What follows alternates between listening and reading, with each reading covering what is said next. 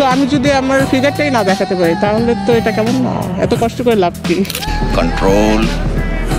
আজকে আমি যাকে নিয়ে কথা বলবো তিনি রূপবতী, গুণবতী এবং ফিগারবতী। তিনি তার ফিগার দেখিয়ে ভাইরাল হতে চান। তিনি হচ্ছেন মারিয়া মিম। বর্তমানে বাংলাদেশে 2025-এ সেলিব্রিটি ক্রিকেট লিগ হচ্ছে।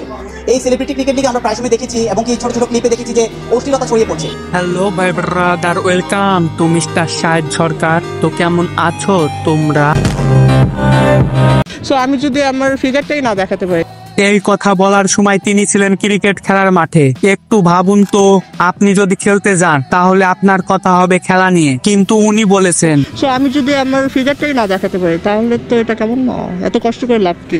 এইটা খেলার মাঠ, তোর কোনো ফিগার দেখানোর জায়গা নয়। খেলার মাঠে গিয়ে যদি তারা সাজ পোশাক আর শরীর দেখানোর চিন্তা করে তাহলে সেটা খেলাধুলার অপমান করা হয়। একজন খেলোয়াড়ের আসল গুণ হচ্ছে তার স্কিল, তার খেলার মান। আপনি যদি ভালো খেলেন মানুষ আপনাকে এমনিতেই চিনবে, কিন্তু আপনি যদি খেলার বদলে নিজের ফিগার দেখান তাহলে সেটা খেলাধুলার মধ্যে পড়ে না। আর সেখানে গিয়ে কেউ যদি বলে সো আমি যদি আমার ফিগারটাই না দেখাতে পারি তাহলে কি সেটা খেলাধুলার সম্মান রক্ষা করা হলো? বরং এইটা আমাদের দেশের খেলাধুলার পরিবেশকে ছোট করা হলো। নতুন প্রজন্ম যারা খেলাধুলা শিখছে তারা কি শিখবে? আমি বাংলাদেশের শাকিব খানের সাথে কাজ করতে চাই, তো সবাই আমাকে শাকিব খানের সাথেই দেখবেন ইনশাআল্লাহ।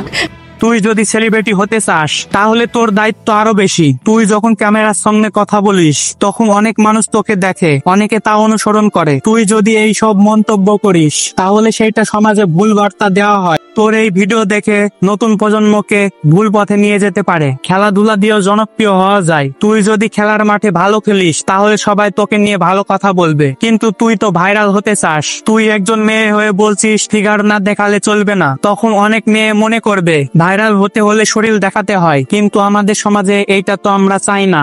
আমরা তো চাই মেয়েরা মেধা দিয়ে সবার মন জয় করুক। না খেললে তো আর আসলে শেখা যায় না, বাট ভালো করছি, ব্যাটিং বোলিং দুটাই ভালো। একজন মানুষ যদি খেলোয়াড় হয় তাহলে তিনি খেলোয়াড়ের মতন আচরণ করবে। ক্রিকেট আমাদের গর্ব, আর সেখানে গিয়ে তুই যদি তোর ওই মডেলিং করিস তাহলে সেটা খেলাধুলার অসম্মান করা হয়। যারা আসল খেলোয়াড় তারা দিনের পর দিন পরিশ্রম করছে। তারা যখন এই ধরনের ভিডিও দেখে তখন তারা কষ্ট পায়, কারণ তারা জানে আসল খেলার পিছনে কত পরিশ্রম করতে হয়। আর যারা পরিশ্রম করে তারাই হলো আসল হিরো।